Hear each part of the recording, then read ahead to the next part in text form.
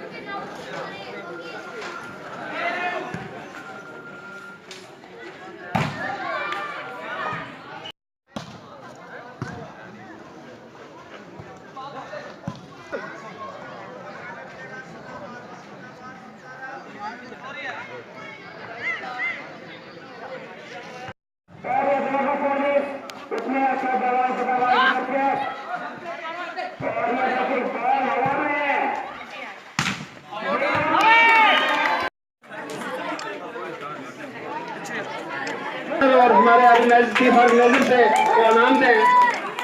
Tournament था ये हमारे मास्टर रमदीन जो है पहले हमारे कमेटी के जो एक अहम रुकन थे उनकी याद में किया गया था और इसमें 14 टीमों ने हिस्सा लिया। कुछ टीमें बाद में पहुंची, उनको जो है यहाँ पे हम रजिस्ट्री नहीं कर सकते। हमारा एक जो है ये देहाती इलाका और यहाँ के बच्चों में वॉलीबॉल खेलने का बहुत ही अहम शौक है और मैं टूर्नामेंट की मानिंद से जो है यहाँ के बच्चों में जो है स्पोर्ट्स के बारे में, स्पोर्ट्स की अहमियत और उसकी जानकारी के बारे में जो है रोशनास कराना चाहता हूँ। लाजवाल उर्दू न्यूज़ यूट्यूब चैनल को सब्सक्राइब जरूर करें और बेल आइकन पर क्लिक करें। बेल आइकन पर क्लिक करने से आपको ताज़ा तरीन खबरों की फौरी जानकारी मिलेगी।